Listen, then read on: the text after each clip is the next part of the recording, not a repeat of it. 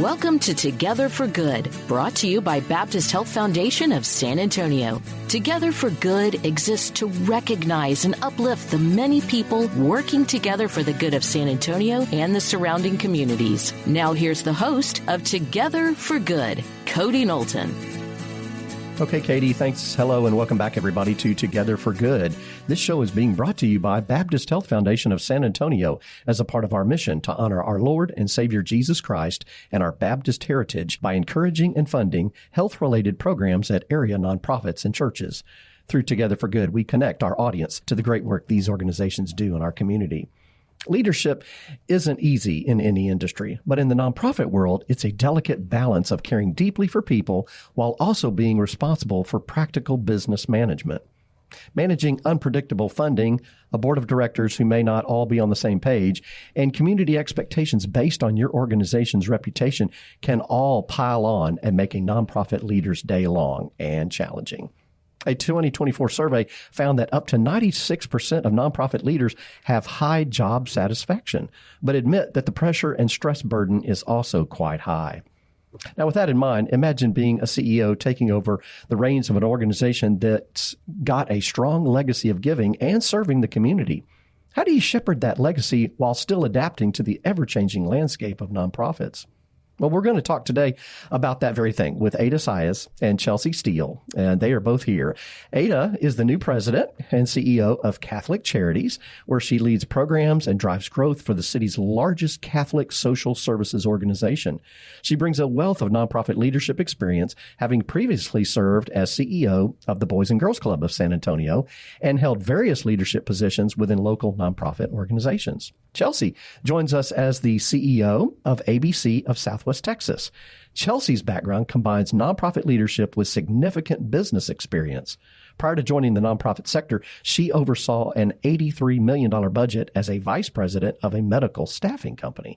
So first off, Ada, Chelsea, grateful y'all are with us today, and congratulations on your new roles with two really well-known and well-sustained organizations in our community that do tremendous things on so many fronts. And so we're grateful for your leadership, but grateful you're able to pull away time from your new role and join us today to kind of have a joint conversation about new leadership and how it is to take over at an organization. Well, thank you for having us. Absolutely. Very happy to be here. Awesome. Thank you.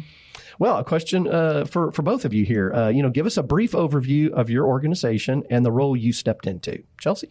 Yeah, so I inherited ABC of Southwest Texas, which is our new name. We've been Any Baby Can for 43 years, and I owe it all to Marian Sokol, who basically found there was a need within the community.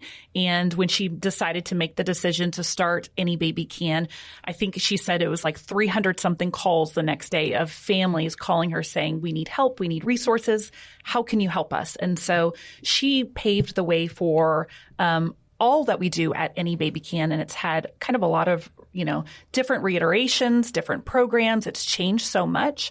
And so when I stepped into this role as CEO and president, I really just wanted to honor that legacy of, the people that had come before and had made sacrifices and really honor that legacy. And so it's been a beautiful, I want to say almost a year, stepping into this role and really getting a chance to really honor what was put in place before me.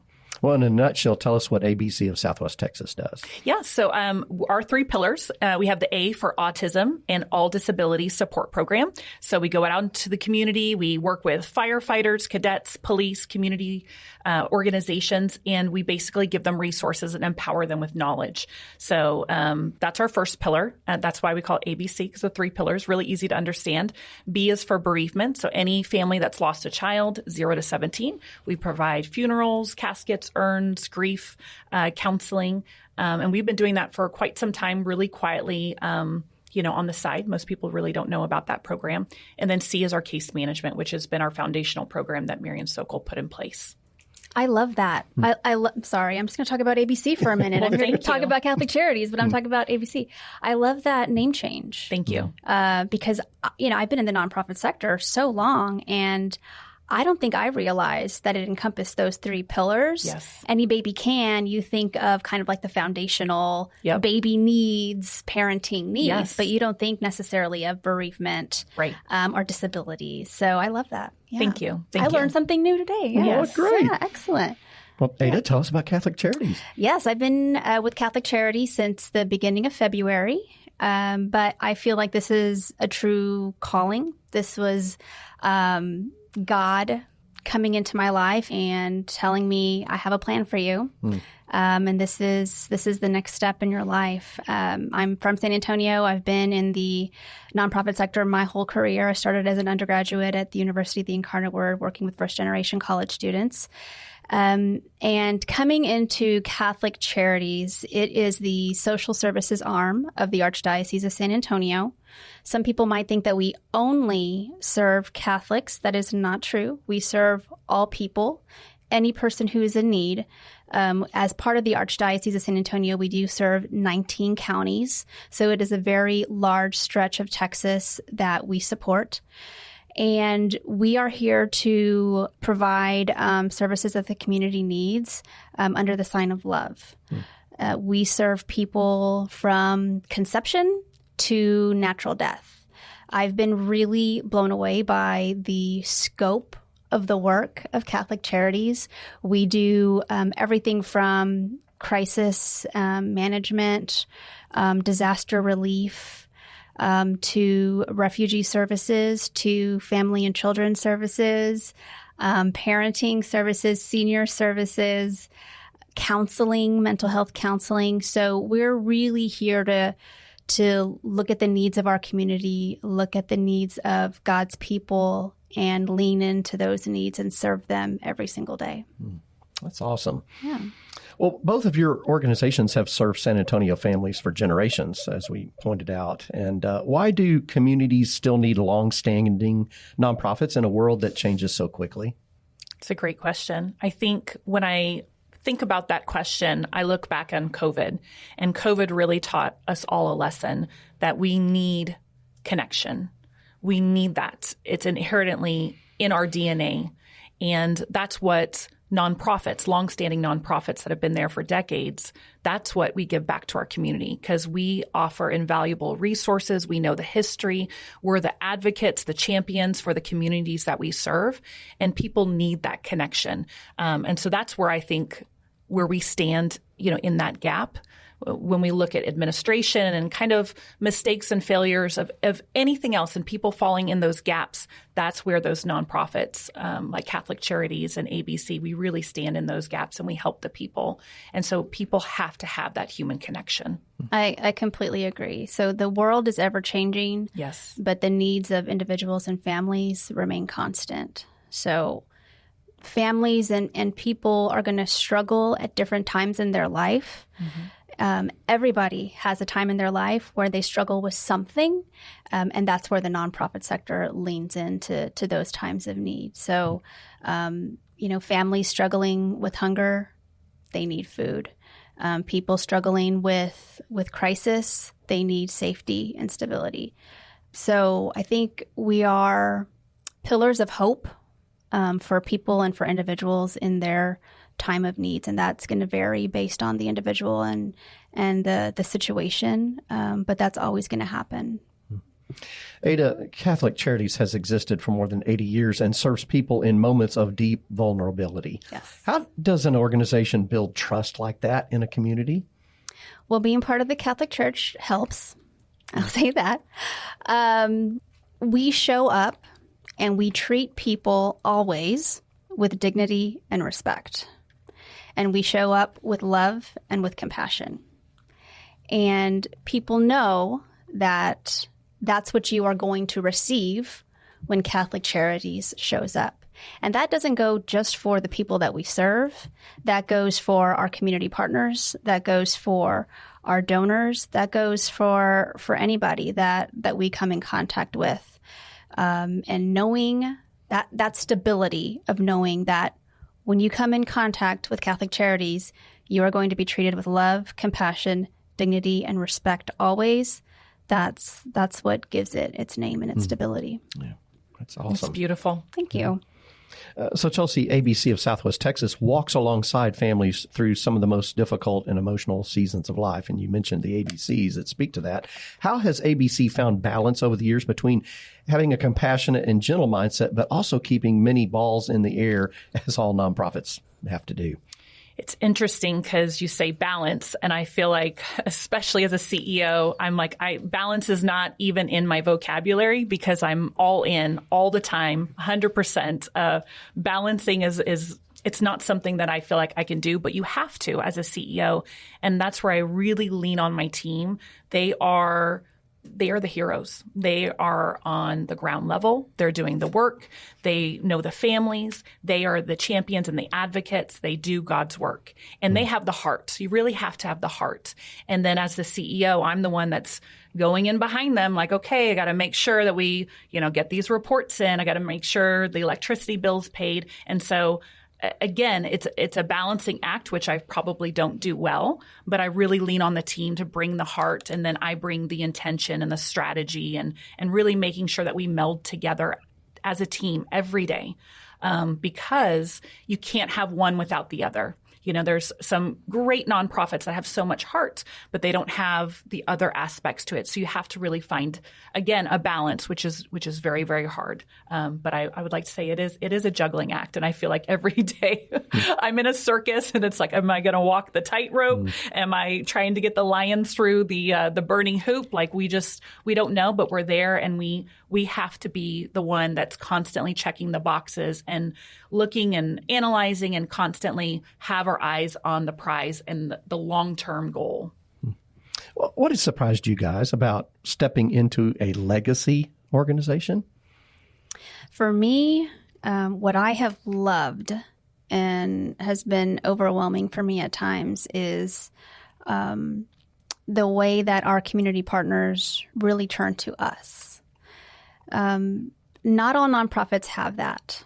We have so many wonderful, amazing nonprofits in our community that are doing such good work, and they're all connected and they're all friends. We are all friends, but at the end of the day, we are also always competing for the same limited resources, and that's really hard. And I've been very pleased and I have felt very blessed to see, major leaders in our community come to Catholic Charities and ask for our support and ask for our help and ask for our partnership to meet a certain need in the community. And that's something that's very special, and I will not ever take that for granted. I think two things, being an organization that's been around for 44 years this month, is I didn't realize that either people know about us or they don't. It's black or white. There's not much in between. And so getting out into the community, I would say ABC of Southwest Texas, and obviously people are going to say, what's that? And I'd say, any baby can. And either they knew about us or they didn't know about us. And so that's been a huge challenge for me as the CEO, is how do we get the narrative out? How do we talk about the thousands of lives that we've helped, we've impacted? But again, some people just don't know about us. And a lot of our referrals are word of mouth. So trying to get those ambassadors and those champions to tell those stories has been a challenge. And then I think the second part is I didn't realize how deeply integrated our families were with our programs. So with case management, we may only see them for 6 to 9 months because there's obstacles or there's challenges. We're helping them through it. They go off, they've gotten the resources and then they come back. But we have families that have been with us for 15, 20 years, and they may not be getting resources from us, but they're coming by. They're telling us hello. We have a wonderful gentleman who's been with us since 5. He comes and waters our plants. And so I love seeing those sweet long-standing relationships and seeing these children, I'm new, but seeing their stories, hearing how we've helped them change the trajectory of their lives, and now they're doing this and they're doing that. And that's a beautiful thing when you get to be in part of an organization these families feel so comfortable being part of our legacy and wanting to still be there. That's a beautiful thing. So that's where the epiphany and the light bulb has gone off. Hey, listeners, if you're just now joining us, we're glad you have joined us. So welcome. This is Together for Good, a show brought to you by Baptist Health Foundation of San Antonio. And I'm your host, Cody Knowlton. Today, I'm talking with Ada Saenz and Chelsea Steele about the leadership, their new leadership in new organizations, certainly based in the nonprofit world. So as newer CEOs, how do you guys balance respecting the mission and history of your organization while also recognizing areas that need kind of some fresh thinking? Listening. I am far from a one-woman show. I depend on the expertise and the ideas and opinions and thoughts of my entire team. And that team includes staff. That team also includes board members and volunteers and the people that we serve. And partners. So listening, everybody always has wonderful ideas. You have to figure out which of those wonderful ideas are you going to proceed with, because as a nonprofit, you have limited resources. You can't do everything, right? So all of the people, the full team of Catholic Charities, they are so dedicated to this mission. They are passionate and they want to do all of these amazing things. So as a new leader, all I have to do is listen, right? So it's really easy. And I love that. I love listening to people's passion. And, I get to steer the direction of the vision that we're going to have for this amazing organization for decades to come. So that's truly a blessing. I love how you are speaking. You're speaking to my soul right now, because I love how you talk about bringing your staff in, because that's really important. I think as leaders, we have to get out of the way and let them do the work, because they know how to do their jobs. We're just there to uplift them and help remove obstacles. But for me, I think it's being very intentional. Listening is very, very important. But every day I sit down and I say, how can I honor this mission? Every decision we make has to honor the mission of the organization. It's almost like in Rotary, we have the four, what is it called? The four-way test. The four-way test. I was going to say the four laws, but the four-way test. And I think that is very true in an organization. We have to make sure every decision honors that mission. And I love innovation. I love bringing new stuff to the forefront, but it has to make sense because we don't want to, be the CEO that comes and messes everything up, but really listening and being intentional about every decision and really understanding how that one decision, the consequences that come with it, and how it will impact those that we serve and our staff and everybody else that's part of that organization. Well, you guys are speaking to my soul. I mean, I love listening and mission-focused management, and we need to do both of those as leaders. Absolutely. Every day. Yep. Can't do it enough. So leadership transitions can create uncertainty for staff, donors, volunteers, even clients. I mean, how do you help people feel stability while still moving an organization forward? Well, I think that listening, is a key to that. But showing up, people have to meet you. You have to meet them. And start building those true relationships, those true connections. That's foundational to, I think, to the work of any business, but definitely in the nonprofit sector, you have to build real relationships with people, and that's the work.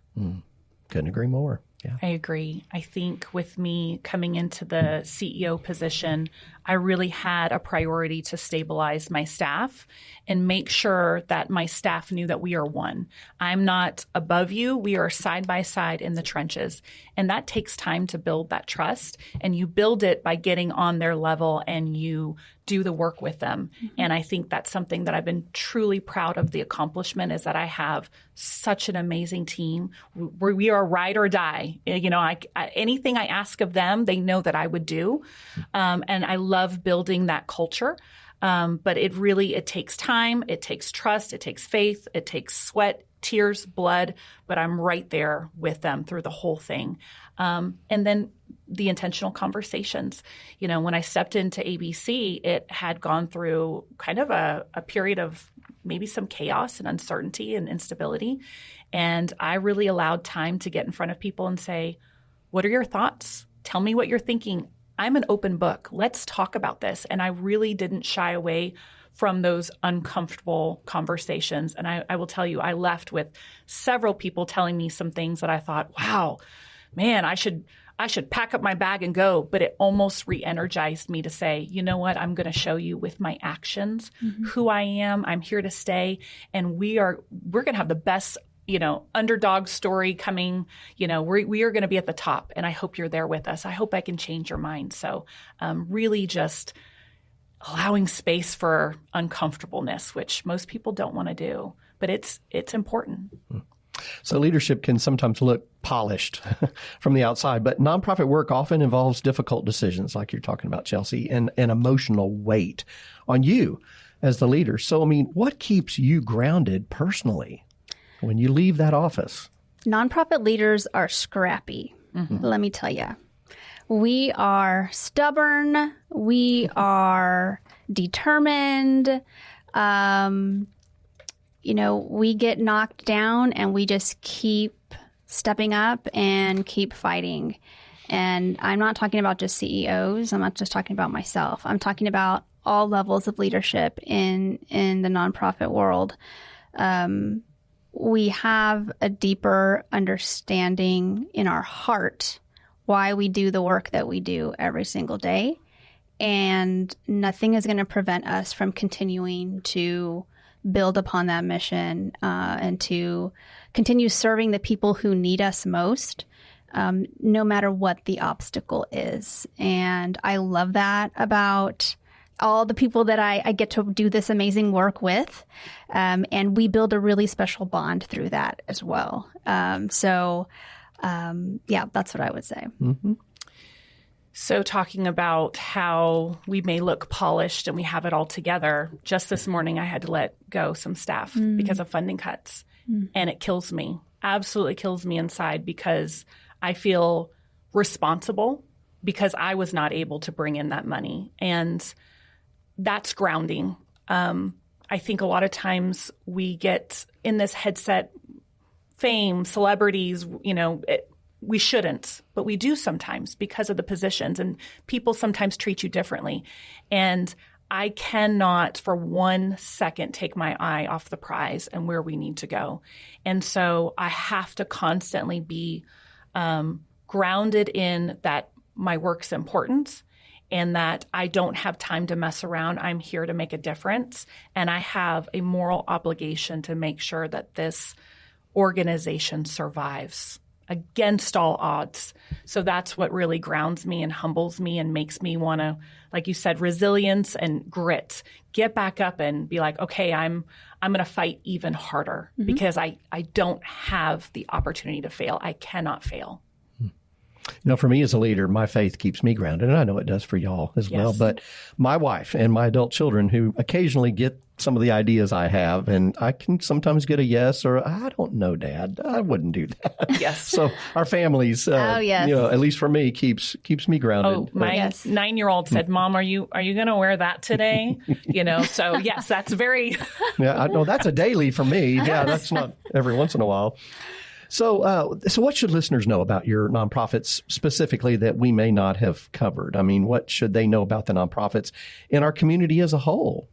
I think that nonprofits need help more than ever, and it doesn't have to be donations and money.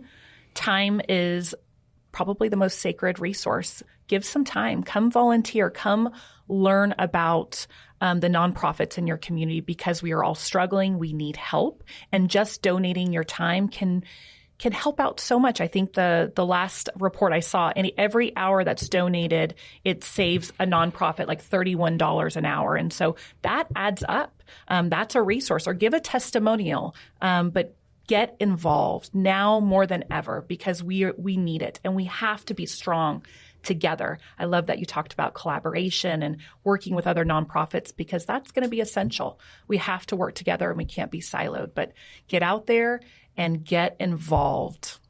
I 1,000% agree. There's so much collaborative work that's happening in San Antonio that if you're not a part of that right now, you might not know it. But in terms of your time, just like Chelsea's saying, that can be substantial. Yes. We are part of a VITA coalition with the United Way and with the City of San Antonio and with some local banks and IRS. And the VITA volunteers this year, they basically do free tax preparation for families who are making $65,000 or less in their household. And through their work of volunteers, they were able to garner over $35 million worth of tax return income for those families. I mean, that is powerful. Yes. So I think that's a very good point, is that you don't have to be a gazillionaire to be a quote-unquote philanthropist. Yes. You just have to have it in your heart to want to help others. And it can be as simple as that. Yeah. Chelsea, Ada, thank you so much for joining us today. We're grateful for your dedicated leadership and just all you guys are doing with your two great organizations, Catholic Charities and ABC of Southwest Texas. So listeners, thank you for joining us today. We hope you've been encouraged by the work being done in our community to improve the lives of our neighbors. And as always, you can catch our episodes anywhere you get your podcast or by visiting Baptist Health Foundation of San Antonio's website, bhfsa.org/Together for Good.